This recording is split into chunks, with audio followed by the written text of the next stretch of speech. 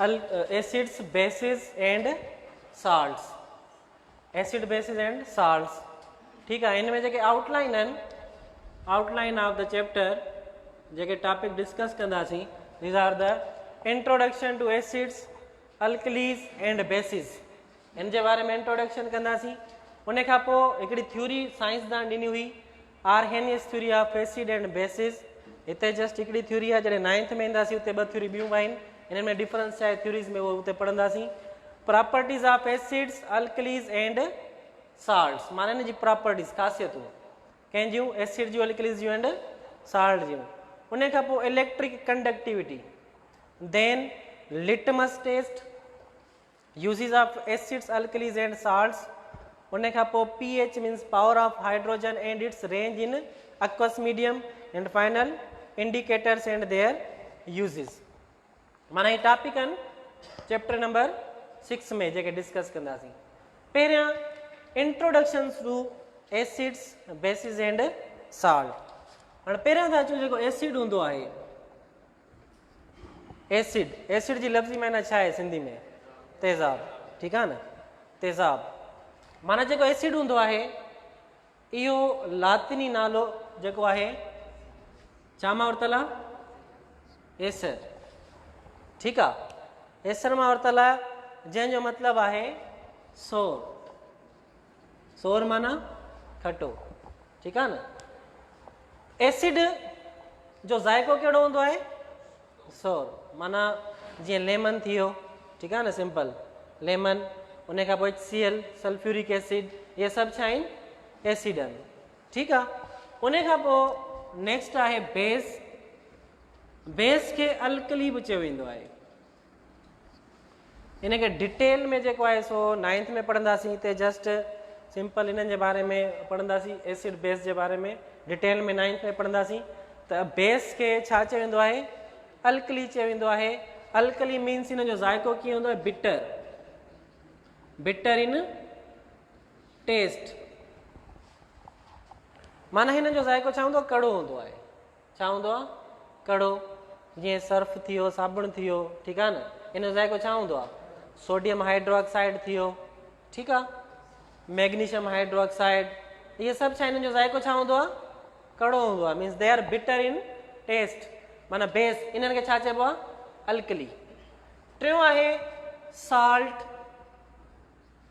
Salt कॾहिं ठहंदो आहे? जॾहिं एसिड ऐं बेस पाण में रिएक्शन कंदा आहिनि, न्यूट्रलाइज़ेशन रिएक्शन थींदो आहे, हीट रिलीज़ थींदी आहे। मीन्स एसिड पंहिंजी ख़ासियत विञाए वेंदो आहे ऐं बेस जेको आहे पंहिंजी ख़ासियत विञाए वेंदो आहे।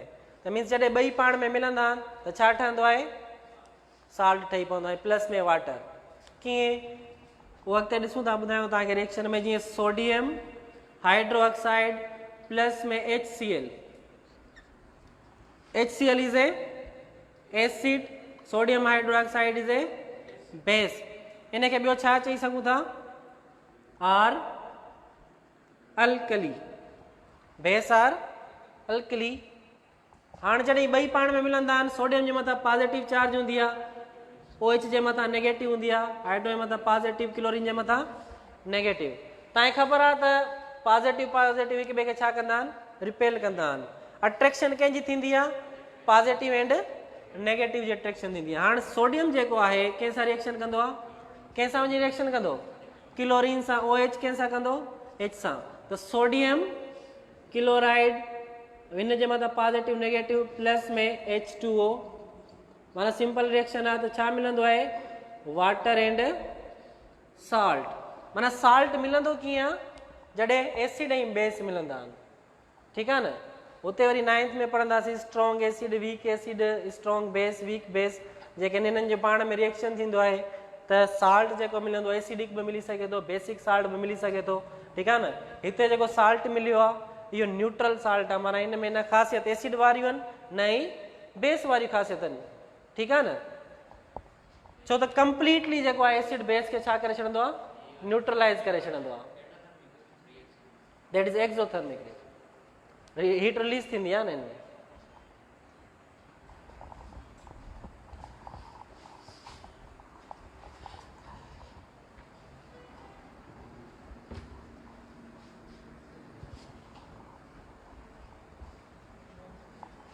Arrhenius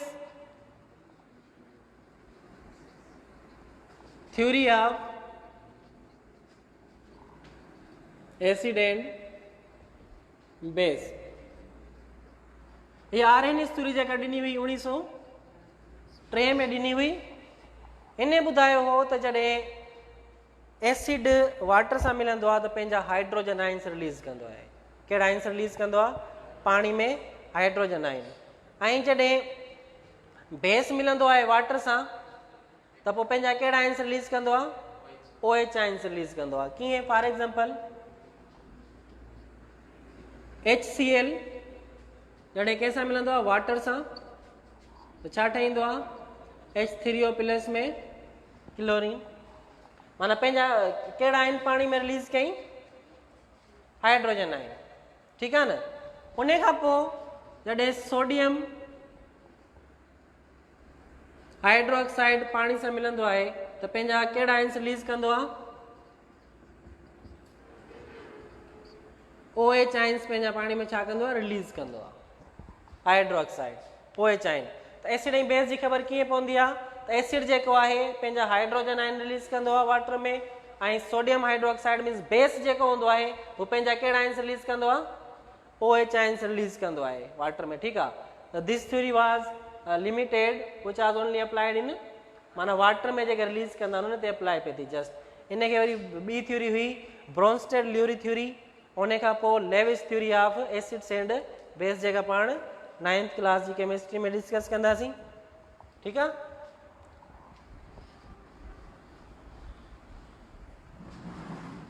उन खां पोइ प्रॉपर्टीज ऑफ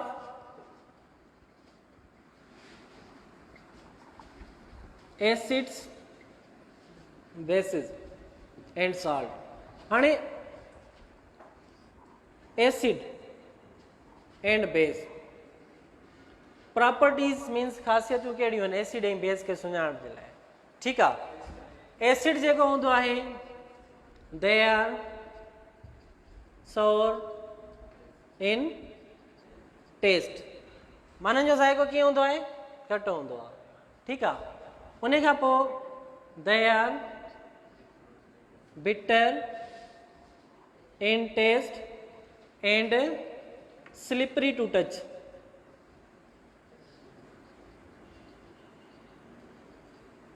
मीन्स टच थियण ते ई स्लिप थी वेंदा आहिनि। साबुण हूंदो आहे स्लिपरी आहे न, सर्फ हूंदो उहो बि स्लिपरी हूंदो आहे। मीन्स कड़ी शयूं जेके हूंदियूं आहिनि छा हूंदियूं? Slippery to touch. उन खां पोइ हिन जो ज़ाइक़ो कहिड़ो हूंदो आहे? खटो हूंदो आहे। ठीकु आहे? Second they conduct electricity in aqueous solution और पंहिंजे सॉल्यूशन में बि in their solution they also conduct electricity। इहे बि छा आहिनि? इलेक्ट्रिसिटी पास थी वेंदी आहे हिन जे सॉल्यूशन मां। ठीकु आहे न? जेको प्योर वाटर हूंदो आहे उन में इलेक्ट्रिसिटी पास न थींदी आहे, पर उन में कुझु मिनरल्स मिली वेंदा आहिनि साल्ट जा, जीअं मैग्नीशियम ऐं जेको आहे कैल्शियम, इन जा कुझु मिनरल्स मिली वेंदा तंहिंजे करे उन मां करंट कंडक्ट थी सघे थो। ठीकु आहे न? उन खां पोइ नेक्स्ट आहे they turn litmus paper from blue to red. हाणे लिटमस पेपर अॻिते मां ॿुधायां थो इंडिकेटर्स हूंदा आहिनि हिकिड़ा, परखणा हूंदा आहिनि। मीन्स तव्हां एसिड ऐं बेस खे तव्हां कीअं सुञाणे सघो था। ठीकु आहे न? छो त के एसिड अहिड़ा हूंदा आहिनि जेके जीअं तेज़ाब हूंदो आहे, तेज़ाब खे तव्हां चखे नथा सघो। ठीकु आहे न? उनखे पोइ तव्हां इंडिकेट कंदा आहियो। त कुझु अहिड़ा इंडिकेटर हूंदा आहिनि जेके यूज़ थींदा आहिनि माना परखण जे लाइ। ठीकु आहे न? त हीउ लिटमस पेपर बि हिकिड़ो इंडिकेटर आहे जेको ॿुधाईंदो आहे जॾहिं तव्हां एसिड जे अंदरि हिन पेपर खे, हिकिड़ो पेपर हूंदो आहे, ठीकु आहे न, हिनखे जॾहिं एसिड जे अंदरि विझंदो हिन जो कलर कहिड़ो थी वेंदो? रेड थी वेंदो आहे। कहिड़ो कलर थींदो आहे? रेड थियो त तव्हांखे माना ख़बर पवंदी त माना हीउ जेको आहे सो एसिड आहे। ठीकु आहे न? उन खां पोइ they turn litmus paper from red to blue। Means litmus paper जॾहिं बेस में विझंदव त उहो कलर कहिड़ो करे छॾंदो आहे, ब्लू करे छॾंदो आहे। कहिड़ो कलर करे छॾंदो आहे, ब्लू। लिटमस पेपर जो कलर कहिड़ो थींदो, ब्लू थी वेंदो, ठीकु आहे न बाबा। उन खां पोइ चौथी जेका इन जी प्रॉपर्टी आहे, when acid react with base they formed salt and water। Means जॾहिं एसिड बेस सां मिलंदा आहिनि, रिएक्शन कंदा आहिनि त छा मिलंदो आहे, साल्ट एंड वाटर मिलंदो। हींअर थोरी देरि पहिरियां रिएक्शन लिखियो, मीन्स सोडियम हाइड्रोक्साइड ऐं जॾहिं HCl पाण में मिलंदा आहिनि त छा मिलंदो आहे, सोडियम क्लोराइड साल्ट मिलंदो आहे ऐं प्लस में वाटर मिलंदो आहे, ठीकु आहे बाबा। इहे छा आहिनि, प्रॉपर्टीज़ आहिनि एसिड ऐं बेस जूं, कुझु ख़ासियतूं आहिनि। माना कीअं ख़बर पवंदी आहे त एसिड जी माना एसिड कहिड़ो आहे ऐं बेस कहिड़ो आहे, ठीकु आहे बाबा।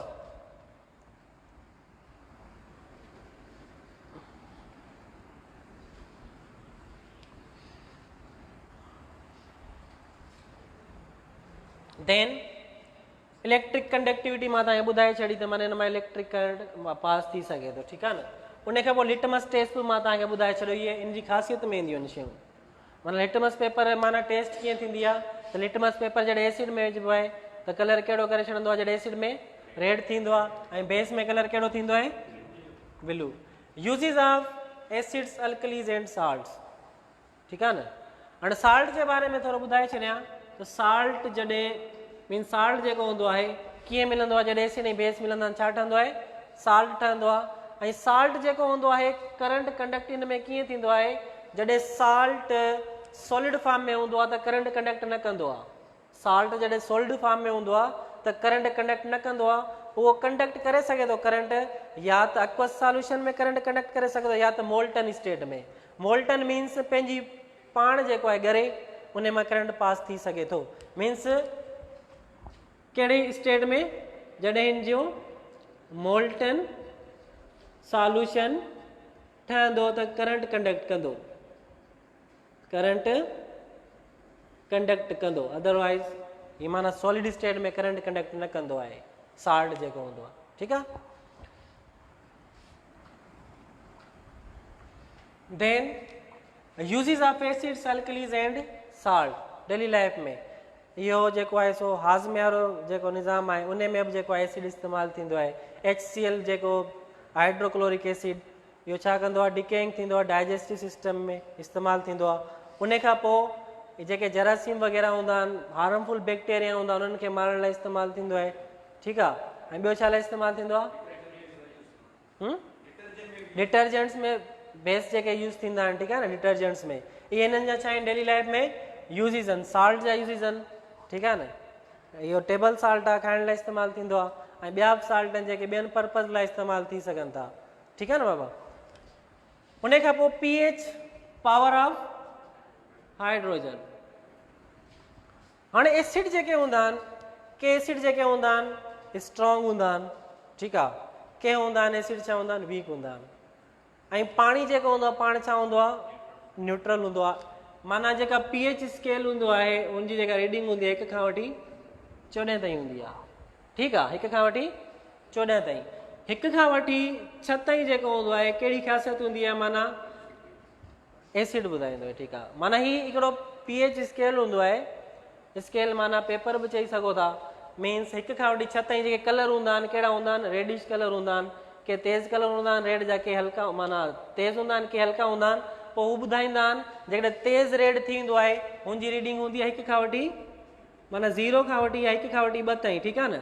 ऐं 3 खां वठी 4 ताईं जेका रीडिंग हूंदी आहे उहो मीडियम एसिडिक हूंदो आहे। ऐं 5 खां वठी 6 ताईं जेको हूंदो आहे रीडिंग उहा कहिड़ी हूंदी आहे, वीक एसिड हूंदा आहिनि। कहिड़ा हूंदा आहिनि, वीक एसिड। उन खां पोइ 7 ते जेका रीडिंग अची वेंदी आहे उहो न्यूट्रल थींदो आहे। छा थींदो आहे, न एसिड हूंदो आहे न बेस। जीअं वाटर हूंदो आहे, वाटर छा हूंदो आहे, टेस्टलेस हूंदो आहे, हुनजो न ज़ाइको खटो हूंदो आहे न कड़ो हूंदो आहे। माना 7 ते जेको आहे सो पेपर जेको हूंदो आहे उहो छा थींदो आहे, माना लिटमस पेपर माना पावर ऑफ हाइड्रोजन उहो छा थींदो आहे, न्यूट्रल।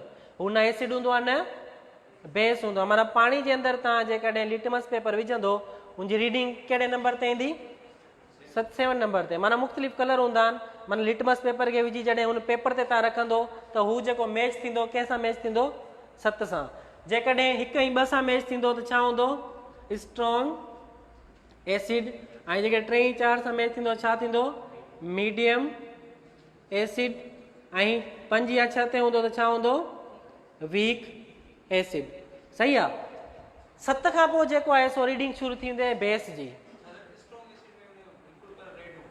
हा न तेज़ कलर हूंदो आहे सफ़ा ठीकु आहे न उन खां पोइ नालो छा आहे सो 8 खां वठी 9 ताईं हीउ थोरो अॻिते पोइ हिते नंबर 0 खां स्टार्ट थींदो आहे ठीकु आहे न 0 खां वठी 14 ताईं हूंदी आहे 0 खां वठी 2 ताईं माना जेकॾहिं केमिस्ट्री में फर्दर मां ॿुधाईंदोमांव हिते 1 खां 14 ताईं ॾिनल आहे ठीकु आहे 8 ऐं 9 ते जेको हूंदो आहे एसिड बेस छा हूंदो आहे स्ट्रॉन्ग हूंदो आहे वीक हूंदो आहे बेस वीक हूंदो आहे छा हूंदो आहे वीक बेस ठीकु आहे बाबा 10 खां वठी तक़रीबन 11 या 12 ताईं जेको हूंदो आहे उहो छा हूंदो आहे मीडियम बेस ठीकु आहे न ऐं 13 खां वठी 14 ताईं छा हूंदो आहे स्ट्रॉन्ग बेस हूंदो आहे ठीकु आहे हिकिड़ो पेपर हूंदो आहे जंहिं ते सभु कलर माना 1 खां वठी 14 ताईं कलर हूंदा आहिनि पोइ जेको लिटमस पेपर हिकिड़ो नंढिड़ो पेपर हूंदो आहे जंहिंखे तव्हां एसिड या बेस में जॾहिं तव्हां डिप कराईंदा आहियो जॾहिं कढंदा आहियो हुन कलर खे मैच कंदव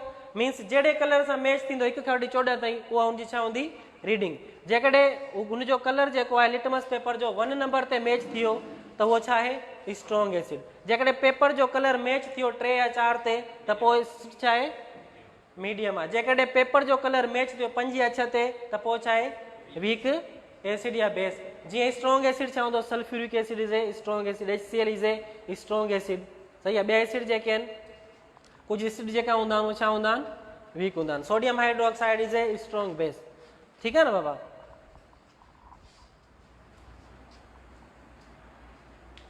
त ही हिकिड़ी पूरी टेबल ॾिनल आहे हिन में मटीरियल माना जेको टेबल तव्हां ॾिसंदो पढ़ंदो साइंस में 1 खां वठी 14 ताईं माना हुननि सब्सटेंस जा नाला बि लिखियल आहिनि त स्ट्रॉन्ग एसिड या स्ट्रॉन्ग बेस कहिड़ा आहिनि ठीकु आहे न टेबल ठहियल अथव तव्हां पढ़ंदो हुनखे उन खां पोइ आख़िरी टॉपिक आहे indicators and their uses indicators छा हूंदा आहिनि परखणा इन में साॻी ॻाल्हि अची लिटमस पेपर वारी त लिटमस पेपर थियो मिथाइल ऑरेंज थियो फेनाल्पेथलिन थियो ठीकु आहे न इहे सभु छा हूंदा आहिनि लिटमस पेपर हूंदा आहिनि सॉरी इंडिकेटर्स हूंदा आहिनि जेके इंडिकेट कंदा आहिनि ऐं इंडिकेटर्स छो ठाहिया विया आहिनि तव्हांखे मां हींअर ॿुधायो हाणे ॾिसो लेमन आहे लेमन खे त तव्हां चखे बि ॿुधाए सघो था त खटो आहे ईअं न बाबा साबुण थोरो वात में हलियो वेंदो आहे तव्हां चवंदो त बाबा इहो ज़ाइको छा हिन जो कड़ो आहे तव्हांखे ख़बर आहे त बेस आहे पर के एसिड अहिड़ा हूंदा आहिनि जंहिंखे तव्हां चखे न सघंदो चखंदो तव्हां ज़ुबान सड़ी सघे थी जीअं for example H2SO4 sulphuric acid the king of acids जंहिंखे चइबो आहे जेको बैटरीज़ में हूंदो आहे